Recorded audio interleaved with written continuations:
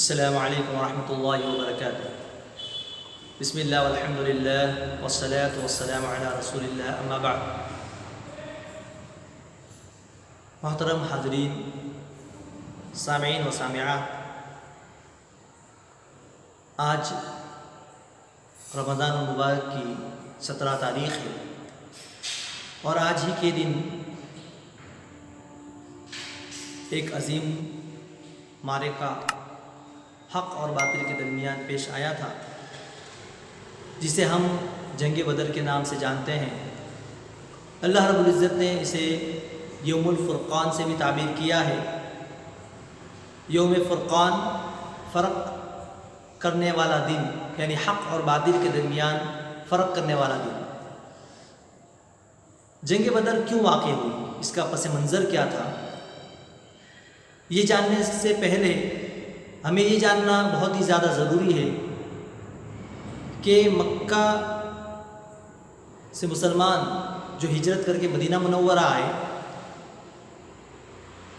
مدینہ منورہ میں سن 2 ہجری رمضان مبارک کا مہینہ، سن 2 ہجری ماہ رمضان کی 17 تاریخ کو یہ واقعہ پیش آتا ہے، یہ معرکہ پیش آتا ہے۔ لیکن یہ معرکہ پیش کیوں آیا، یہ جنگ کیوں ہوئی، اس کے لیے ہمیں ذہن میں ان حالات کو بھی رکھنا ہوگا جو مکۃ المکرمہ، مکہ کے اندر مسلمانوں کے ساتھ پیش آئے۔ یاد کیجئے، مسلمان جب دائرہ اسلام میں داخل ہوتے ہیں، پیارے نبی جناب محمد رسول اللہ صلی اللہ علیہ وسلم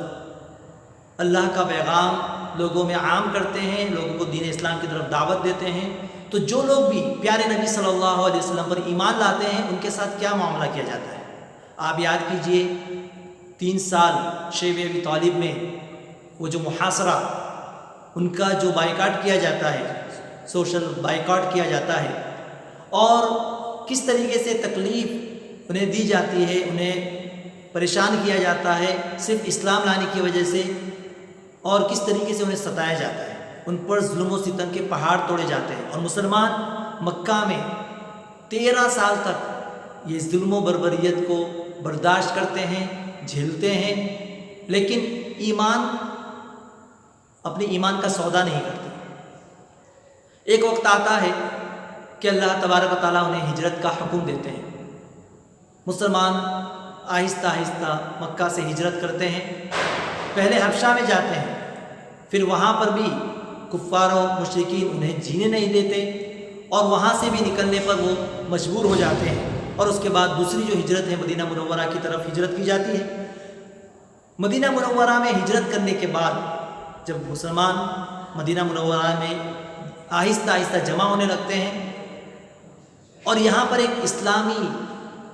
حکومت، ایک اسلامی اسٹیٹ کی جب بنیاد ڈالی جاتی ہے، تو اب کفار اور مشرکین اپنا تجارتی لشکر لے کر کے ابو سفیان کی قیادت میں یہاں سے شام کی طرف، یعنی مکہ سے شام کی طرف روانہ ہوتے ہیں۔ اب مسلمانوں کو موقع ہے کہ وہ اس لشکر پر حملہ کر کے ان کے ساز و سامان کو حاصل کر لیں، اور یہ ان کے لیے جائز بھی ہے، کیونکہ مسلمان جب مکہ سے آئے ہیں تو اپنا تمام کے تمام ساز و سامان، اپنی زمین جائیداد اور اپنا سب کچھ وہاں پر چھوڑ کر کے آئے ہیں۔ انہیں نکلنے پر مجبور کیا گیا ہے، انہیں ستایا گیا ہے صرف اور صرف اسلام کی وجہ سے، اسلام لانے کی وجہ سے، ایک اللہ پر ایمان لانے کی وجہ سے۔ تو اب مسلمانوں نے کوئی جنگی ارادہ نہیں کیا، جنگ کا ارادہ نہیں کیا ہے۔ مقصد یہ تھا کہ جو لشکر ابو سفیان کی قیادت میں شام کی طرف روانہ ہو رہا ہے، وہ ساز و سامان کے ساتھ ہے، اور اس ساز و سامان کو، اس لشکر کو پر حملہ کر دیا جائے اور اس کے سامان کو لے لیا جائے۔ ابو سفیان شام پہنچ جاتا ہے، لیکن شام پہنچنے کے بعد اسے یہ معلوم ہو جاتا ہے کہ مسلمان اب ان کے اوپر حملہ کرنے والے ہیں، انہیں چھوڑنے والے نہیں ہیں۔ وہ اس کی اطلاع مکہ میں دے دیتا ہے۔ جب اس بات کی اطلاع ابو جہل کو ہوتی ہے وہ آگ بگولا ہوتا ہے اور وہ مسلمانوں پر حملہ کرنے کے لیے کوئی نہ کوئی بہانہ تلاش کرتے رہتا ہے. جب اسے اس بات کا علم ہوتا ہے کہ وہ مسلمان جنہیں ہم ستاتے تھے، جن کے اوپر ہم ظلم و زیادتی کرتے تھے، جو ہمارے ماتحت تھے، آج ان کی اتنی جرأت ہو چکی ہے، اتنی ہمت ہو چکی ہے کہ وہ اب مکہ کا مقابلہ کریں گے، ہمارا مال، ہمارا قافلے پر وہ حملہ کریں گے. اتنی زیادہ ان کی جرأت، وہ اپنا لشکر لے کر کے مدینہ پر چڑھائی کرنے کے لیے نکلتا ہے. اب ابو سفیان یہاں سے شام سے واپس راستہ بدل کر کے مکہ پہنچ جاتا ہے، اور اس بات کی اطلاع ابو سفیان ابو جہل کو بھی دے دیتا ہے کہ ہمارا قافلہ صحیح سلامت مکہ پہنچ چکا ہے، لہٰذا تم لوگ واپس ہو جاؤ، اب مدینہ پر چڑھائی کرنے کی ضرورت نہیں ہے، ان پر حملہ کرنے کی ضرورت نہیں ہے. لیکن ابو جہل وہ اس بات کو نہیں مانتا اور وہ کہتا ہے کہ ان کی ہمت کیسے ہوئی ہماری طرف دیکھنے کی، ہم جائیں گے وہاں جا کر کے ہم اپنے 3 دن قیام کریں گے، اونٹ وہاں پر ذبح کریں گے اور ہم شراب پئیں گے، ہماری عورتیں وہاں پر ناچیں گی،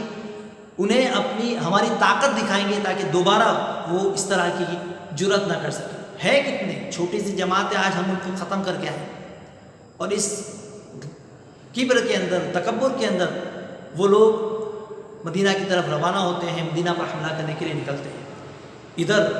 نبی کریم صلی اللہ علیہ وسلم کو اس بات کی اطلاع ہوتی ہے. 313 مسلمان اب اس چھوٹی سی جو جماعت ہے وہ ایک بڑے لشکر کا مقابلہ کرنے کے لیے تیار ہے. اس کے بعد کیا حالات ہوتے ہیں، کیا واقعات ہوتے ہیں، انشاءاللہ آئندہ درس میں تفصیلی طور پر آپ کے سامنے رکھا جائے گا. اللہ سے دعا ہے کہ اللہ رب العزت ہمیں ان واقعات سے عبرت اور نصیحت لینے کی توفیق عطا فرمائے. آمین. السلام علیکم.